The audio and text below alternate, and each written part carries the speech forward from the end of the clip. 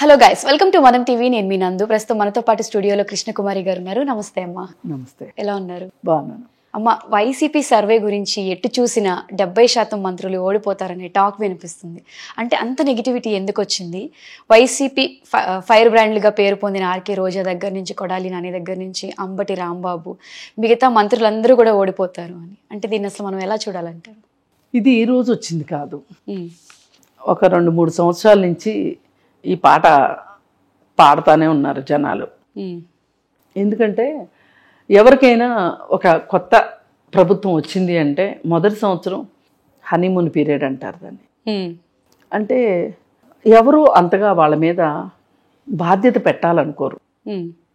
సరే ఇప్పుడే కదా వచ్చారు, కొంచెం సెటిల్ అవుతారు, పరిస్థితుల్ని అధ్యయనం చేస్తారు, అర్థం చేసుకుంటారు, ఆ పరిస్థితులకు తగ్గట్లు ఎలా మనం ప్రయాణం సాగించాలి, ఎలా పరిపాలన చెయ్యాలి అనేది చూసుకుంటారు అనేది ఒక పీరియడ్ ఉంటుంది. అప్పుడు ఎవరూ ఏమనరు. 2వ సంవత్సరం నుంచి చూడడం మొదలెడతారు, గమనిస్తారు, ఏం చేస్తున్నారు వీళ్ళు, ఎలా చేస్తున్నారు అనేది గమనిస్తారు. 2 సంవత్సరాలకి కూడా ఏమాత్రం మార్పు లేకుండా వాళ్ళు అదే విధంగా కొనసాగుతూ ఉన్నారు. వాళ్ళ వ్యవహార శైలిని మార్చుకోలేదు, వాళ్ళ ఉద్దేశాలు మారలేదు, వాళ్ళ మాటలు మారలేదు, ఆఖరికి కనీసంలో కనీసం వాళ్ళ బాడీ లాంగ్వేజ్ కూడా మారలేదు. అయితే మరి ఇలా ఎందుకున్నారు వీళ్ళు అనేది కనుక మనం ఆలోచిస్తే, యథా రాజా తథా ప్రజ, వాళ్ళ నాయకుడు ఎలా ఉన్నాడో వాళ్ళు కూడా అలాగే ఉన్నారు. సరే అది కరెక్ట్ అని వాళ్ళు నమ్మారు, అలా చేసుకుంటూ పోయారు. ఇప్పుడు ఎలక్షన్స్ వచ్చాయి. ఎలక్షన్లు ఇంకా 10 రోజుల్లో ఎలక్షన్స్ ఉన్నాయి. ఇప్పుడే ఎవరైనా ఆలోచించేది ఎవరు గెలుస్తారు, ఎవరు ఓడిపోతారు, ఓడిపోతే ఎందుకు ఓడిపోతారు, గెలిస్తే ఎందుకు గెలుస్తారు, ఇలా రకరకాల లెక్కలు, సమీకరణాలు, గుణాంకాలు, భాగాహారాలు అన్నీ వచ్చేస్తాయి మాట్లాడుకోవడానికి. వాటిలో ఇప్పుడు చూస్తే కనుక ఇది 10 రోజులే ఉంది కాబట్టి సర్వేలు, ముందస్తు సర్వేలు, ఇవన్నీ ముందస్తుగా ఎవరికి వాళ్ళకి ఈ సర్వేలు చేసే వాళ్ళకి వాళ్ళదైన తెలివితేటలు వాళ్ళకు ఉంటాయి. వాళ్ళ తెలివితేటల మీద వాళ్ళకి నమ్మకం ఉంటుంది. ఇంక వాళ్ళు మేము ఇలా చేసాము, అలా చేసాము, మాదే కరెక్టు అని చెప్తూ ఉంటారు. సరే ఎవరిది కరెక్ట్ అయినా కాకపోయినా ప్రజలు అనేవాళ్ళు ఈ మొత్తానికి వీళ్ళకి మార్కులు వేయడానికి రెడీగా ఉన్నారు. రేపు 10వ తారీఖున వాళ్ళు వేస్తారు, 13వ తారీఖున వాళ్ళు వేస్తారు మార్కులు. అయితే మనకున్న ముందస్తు సమాచారం ప్రకారం ఎవరైతే బాధ్యతారాహిత్యంగా ఉన్నారో, ఎవరైతే సంస్కారహీనంగా ఉన్నారో, ఎవరైతే ప్రజల్ని మరీ అమాయకులుగా చూశారో, ఎవరైతే తమకుచ్చిన అధికారమునికి తమకేదో ఆ దేవుడి దగ్గర నుంచి వచ్చినట్లు, వాళ్ళే దైవదూతలైనట్లు ప్రవర్తించిన వాళ్ళు కూడా ఉన్నారు. ఇప్పుడు అలాంటి వాళ్ళందరికీ ప్రజలు ప్లస్ కాలము కలిసి గుణపాఠం నేర్పడానికి రెడీగా ఉన్నారు. ఆ జాబితాలో ఇప్పుడు ఇందాక మీరు చదివిన వాళ్ళు ఎవరైతే ఉన్నారో, కొడాలి నాని మరి నిజానికి ఇంకొక కాస్త రాజకీయాలంటే గౌరవం ఉన్నవాళ్ళు, కానీ రాజకీయాల్ని రాజకీయాలుగా చూసే అధినాయకుడు ఉంటే గనక అతను 2 సంవత్సరాల క్రితం పార్టీ నుంచి సస్పెండ్ కావాలి. ఎందుకు? క్యాసినోవా నిర్వహించినందుకు. అది ఎంత పెద్ద విషయం. అది కూడా ఏమి ఏదో ఎక్కడో అడవుల్లో చేయలా, నడి ఊర్లో నగరం నడిబొడ్డుని చేశాడు. చేస్తే అతన్ని ఏమి చేయలేదు, ఎవరు క్వశ్చన్ చేయలేదు, సమర్థించుకున్నారు. ఆఖరికి జగన్మోహన్ రెడ్డి అయితే అసలు నోరే విప్పలేదు. మరి ఇది ఎవరో ప్రజలు గమనించలేదు అనుకుంటున్నారా? అప్పుడే మర్చిపోయారు అనుకుంటున్నారా? మర్చిపోరుగా. పైగా అతను తెలుగుదేశం పార్టీలో నుంచి ఈ పార్టీలోకి వచ్చి, ఈ పార్టీ పెద్దల మెప్పు కోసం అని చెప్పి తెలుగుదేశం పార్టీని, అలాగే చంద్రబాబు నాయుడిని, లోకేష్ని, చంద్రబాబు నాయుడు భార్యతో సహా నడి రోడ్లోకి తీసుకొచ్చి నానా రకాల మాటలు మాట్లాడి, నానా బూతులు మాట్లాడిన పరిస్థితి కొడాలి నానిది. మరి ఇలాంటి ఇంత సంస్కారహీనుడైన వాడిని ఎలా ప్రజలు గెలిపిస్తారు? సర్వే చెప్పిందని కాదు. ఇప్పుడు సర్వేలు ఆకాశం నుంచి ఊడిపడవు, ఇక్కడ పరిస్థితులను బట్టే సర్వేలు ఉంటాయి. మరి కొడాలి నాని సంగతి అది. అలాగే వల్లభనేని వంశీ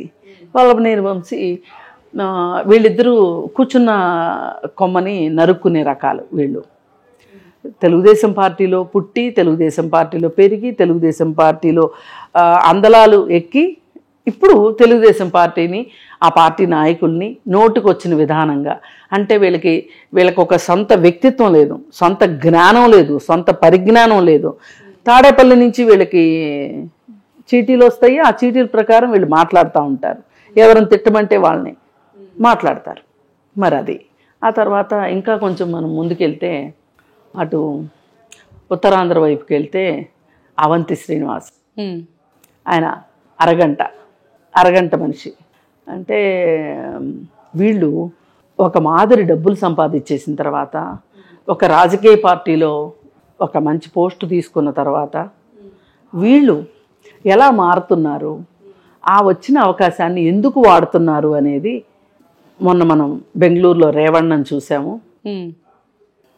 రేవణ్ అంత పెద్ద వ్యక్తి కాకపోవచ్చు, కానీ అవంతి శ్రీనివాసు ఆ విషయంలో ఈయన చేయగలిగింది ఈయన చేశాడు. అందుకని ఇది గమనిస్తారు. అవంతి శ్రీనివాస్ దగ్గర నుంచి ఇది ఎక్స్పెక్ట్ చేయలేదు ఎవరు. ఆయన విద్యా సంస్థల అధిపతి, రాజకీయాల్లోకి వచ్చారు, బాధ్యతాయుతమైన రాజకీయాల్లో ఉన్నారు, ఇలాంటి పని చేస్తాడని ఎవరు అనుకోరు. సరే, ఆయన అలా చేశాడు. ఎందుకంటే వాళ్ళకి అధికారం అండ ఉంది కాబట్టి. వడ్డించేవాడు మనవాడు, మనకేంటి అని ఆయన. ఆ తర్వాత బొత్స కూడా ఓడిపోయినా ఆశ్చర్యపోవక్కర్లేదు, ఓడిపోవాల్సినంత గొప్ప మనిషి. ఎందుకంటే ఆయన విద్యాశాఖ మంత్రి అంట. ఎవరికి తెలియదు ఆ సంగతి.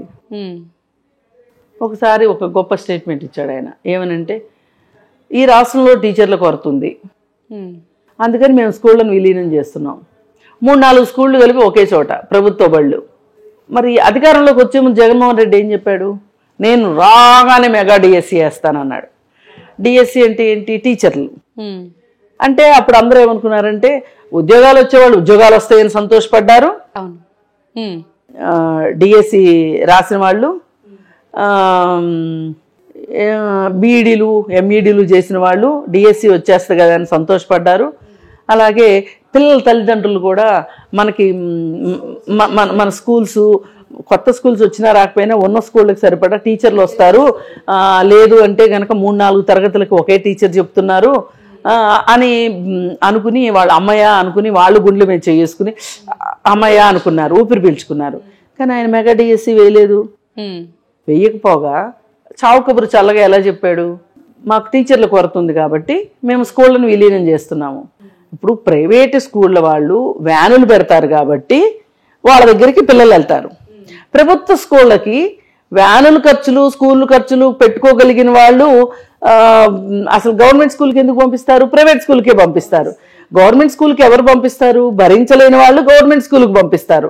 అలాంటిది నువ్వు ఇక్కడి నుంచి ఒక 5-6 మైళ్ళ అవతల స్కూలు అంటే ఎవరు తీసుకొస్తారు రోజు వాళ్ళని? బస్సులు ఉంటాయా? ఆటోలు పెట్టుకోవాలి కదా, అంత స్తోమత ఉండదు. అంటే దీని ఉద్దేశం ఏంటంటే, ఖచ్చితంగా ప్రైవేట్ స్కూళ్ళ వాళ్ళ దగ్గర వీళ్ళు డబ్బులు కొట్టేసి ఈ గవర్నమెంట్ స్కూళ్ళని ఈ విధంగా నిర్వీర్యం చేస్తున్నారు. అంటే పిల్లల చదువులతో ఎటువంటి పని లేకుండా అది ఒక బిజినెస్ లా ట్రై చేస్తారు. అంటే ఇప్పుడు ప్రైవేట్ స్కూళ్ళు వచ్చాయనుకోండి, తల్లిదండ్రులు ఏదో కష్టాలు పడి ప్రైవేట్ స్కూల్కి పంపుకుంటారు. అసలు గవర్నమెంట్ స్కూల్స్ లేకుండా చేయాలని వీళ్ళ ఉద్దేశం. గవర్నమెంట్ స్కూల్ లేకుండా చేసేస్తే ఈ ప్రైవేట్ స్కూల్లో వీళ్ళకి కొంచెం డబ్బులు ఇస్తారు కదా, అది వాళ్ళ ప్లాను. అలా చేసిన బొత్స సత్యనారాయణ ఇలాంటి 1-2 స్టేట్మెంట్లు ఇవ్వడానికి మాత్రమే ఆయన ప్రెస్ మీట్లు పెట్టాడు. అదర్వైజ్ అసలు ఆయన విద్యాశాఖ మంత్రిని చాలా రోజులు ఎవరికీ తెలియదు. మరి ఆయన ఓడిపోవాల్సిందే ఖచ్చితంగా. ఇంకా అటు నుంచి ఇటు గుంటూరు జిల్లాకు వచ్చామనుకోండి, శ్రీమాన్ అంబటి రాంబాబు గారు, సుకన్య, శ్రీదేవి, రకరకాల పేర్లతోటి ఆయన గంటలు కాలక్షేపం చేస్తాడు. అలాంటి సందర్భం కుదరకపోతే సంక్రాంతి సంబరాలకు డాన్సులు వేస్తూ ఉంటాడు. అంతేగాని ఆయన ఏ శాఖ మంత్రి ఆయనకు కూడా గుర్తుండదు. మరి ఎలా గెలుస్తాడు అంబటి రాంబాబు? సరే, ప్రజలు కూడా ఏమనుకుంటారంటే, సరే ఎందుకు ఏదో నువ్వు రాజకీయాల్లో ఎమ్మెల్యేగా ఉండి మంత్రిగా ఉండి అష్టకష్టాలు పట్టడం దేనికి? చక్కగా నీకు డాన్సులు వేసుకోవడం ఇష్టం కదా, రికార్డింగ్ డాన్సులు జరుగుతూనే ఉంటాయి. అసలు గుంటూరు జిల్లా రికార్డింగ్ డాన్సులకు పెట్టింది పేరు. సరే, ఆ రికార్డింగ్ డాన్సులు వేసుకో, నీకు ఈ బాధ అంతా ఎందుకు? అసలు ఈ పదవి నీకు పెద్ద అడ్డమైపోయింది, ప్రతి అడ్డమైనోడు మాట్లాడుతున్నాడు నీ డాన్స్ గురించి. అదే నువ్వు ఇంత ఎరగదీసే స్టెప్పులు వేస్తుంటే కూడా నీ కళని మెచ్చుకోకుండా, వాళ్ళకి కనీసం కళాదృష్టి లేకోకుండా నిన్ను ఆడిపోసుకుంటున్నారు. ఎందుకమ్మా, ఓడిపో, హాయిగా ఓడిపోయి రోడ్ల మీద డాన్సులు వేసుకొని ఆయన్ని. ఇంకా కొంచెం ముందుకెళ్తే రోజా సంగతి ఏంటో తెలిసిందే మనకి. ఆమె ఏం చేశారు, వాళ్ళు అధికార పక్షం మీద ఉండి ప్రతిపక్షాల మీద అజమాయిషీ చేశారు. ఎప్పుడైనా జనరల్గా ప్రజాస్వామ్యంలో ఏం జరుగుతుంది అంటే ప్రతిపక్షాలు అధికార పక్షాన్ని నిలదీస్తాయి. మీరు ఈ పని ఎందుకు చేయలేదు, ఇలా ఎందుకు చేశారు, అలా ఎందుకు చేశారు అని అడుగుతాయి. కానీ గమ్మత్తు ఏంటి అంటే అధికార పక్షం వాళ్ళు ఏదన్నా ఒక పని బాగాలేదు అనగానే ఇది మీరేగా చేసింది, పోయినసారి ఉన్నది మీరే కదా అంటే వాళ్ళ ఉద్దేశం ఎలా ఉంటుంది, ఇప్పుడు కూడా వాళ్ళే ఉన్నారు అన్నట్టు మాట్లాడతారు వాళ్ళు. మరి ఇంత బాధ్యతారహితంగా అసలు చట్టానికి అర్థం తెలియకోకుండా ప్రజాస్వామ్యాన్ని పట్టించుకోకుండా ఉన్నందుకు వీళ్ళందరూ ఓడిపోవాల్సిందే. వీళ్ళందరూ ఆఖరికి పెద్దిరెడ్డి రామచంద్రారెడ్డి ఆయన చేస్తున్న రవిడీ పనులకి, ఆయన చేస్తున్న ముఠా తత్వానికి, వీటికి ఆయన ఖచ్చితంగా ఓడిపోతాడు. మరి ఇప్పుడు వీళ్ళందరూ ఓడిపోకేమవుతారు ఇట్లా చేస్తే? ఇంకొక ఆయన మర్చిపోయాం, అస్సలు ఆయన అబ్బా భలే కోడిగుడ్డు మంత్రి. దావోస్లో మీటింగ్ జరుగుతుందంట, వెళ్ళలేదేంటి అంటే అక్కడ చలి అంట, వెళ్తే ఎట్లా, అందుకని వెళ్ళలా అని ఆయన ఒకసారి చెప్పాడు.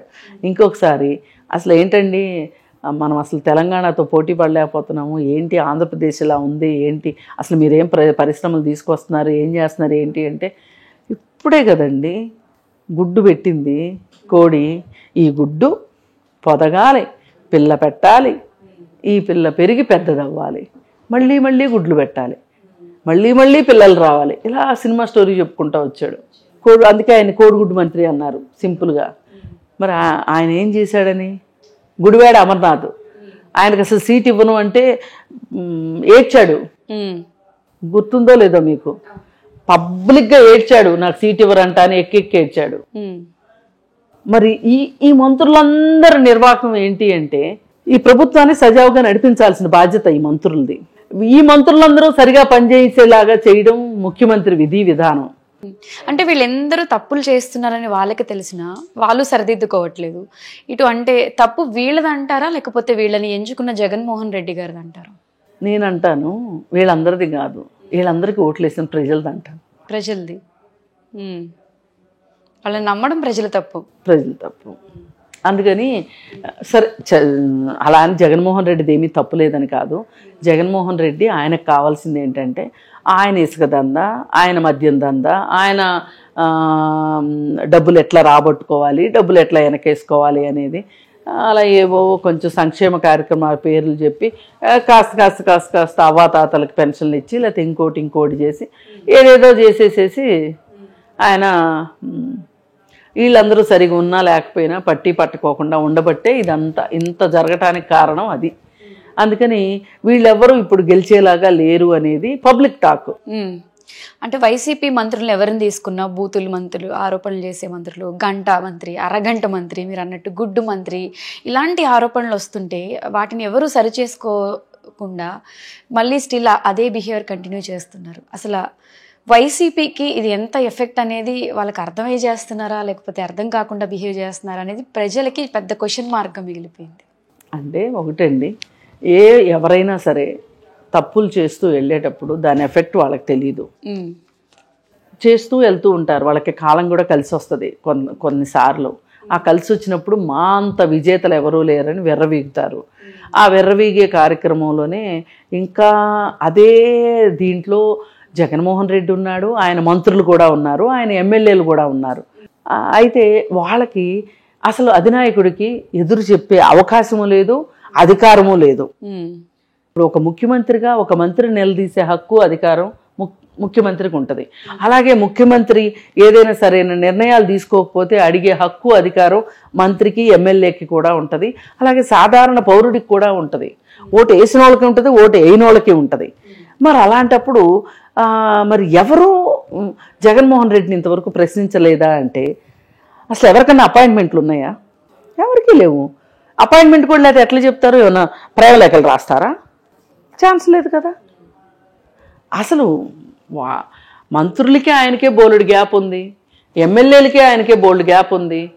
ఒక ఎమ్మెల్యే ఒక ముఖ్యమంత్రిని కలవాలి అంటే అపాయింట్మెంట్లు గడిదిగుడ్డు ఏం అక్కర్లేదు, వెళ్తారు డైరెక్ట్గా. పేషీకి వెళ్తారు, ముఖ్యమంత్రి పేషీకి వెళ్తారు, అవసరమే ఎవరు లేకపోతే డైరెక్ట్గా వెళ్తారు, ఎవరన్నా ఉంటే వెయిట్ చేస్తారు, వెళ్తారు. మరి అసలు ముఖ్యమంత్రి సెక్రటేరియట్కి వచ్చిన దాఖలాలు లేవు. ఆయన తాడేపల్లి ప్యాలెస్ దాటి రారు. ఆయన తాడేపల్లి ప్యాలెస్ నుంచి సచివాలయానికి రావాలి అంటే ఓ మంది మార్బల్ను, ఓ పెద్ద పోలీసు ప్రొటెక్షను, డేరాలు కట్టుకోవటాలు, చాలా ఏర్పాట్లు చేయాలి.